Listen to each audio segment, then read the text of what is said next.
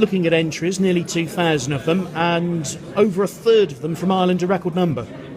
It's wonderful that they're still coming over in such numbers. Since the recession in 2008, when they dipped significantly, they've certainly been climbing back up again. As we know from our recent trips over there, where we saw Henry de Bromhead and Willie Mullins and Gordon Elliott, those three between them are going to be bringing over about a sixth of the number of runners that we're going to have, and there'll be a few more too from folks like Noel Mead. And Jesse Harrington is hoping to bring over 7 or 8, so a really strong contingent again from across the Irish Sea.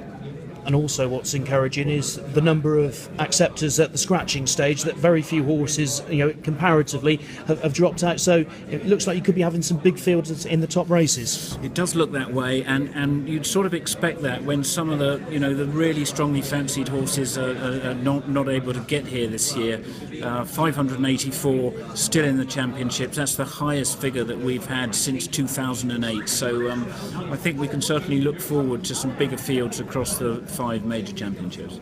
Two final things from me. The AP McCoy statue.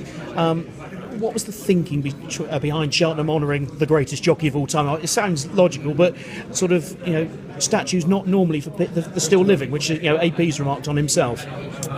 We know how modest he is, but how could you not in some ways celebrate somebody who'd ridden over 4,000 winners, 20 jockeys championships?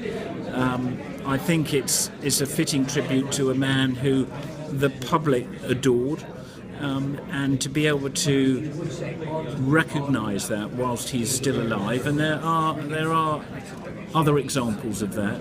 It just shows really the adulation in which we all held him.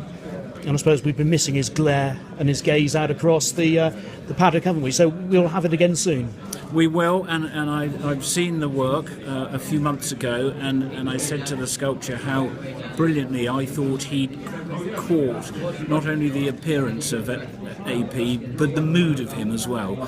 And he's done that really brilliantly. So I think people will be delighted, as they come into the course, particularly through that north entrance, just below the paddock, and others who come in from other places, to be reminded, which is what this is going to do, reminded of what an accomplished and fantastic and probably never to be equalled sportsman that he was.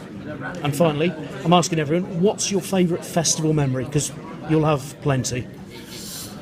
There have been many of them. I'm tempted to say Best Mate's third Gold Cup, but I think in that wonderful era of Courto Star and Denman, 2008 sticks out because we lost that Wednesday due to the high winds. We then ran all the races from Wednesday across Thursday and Friday, and we had that titanic battle coming up the hill in the Gold Cup with Denman and Courto Star.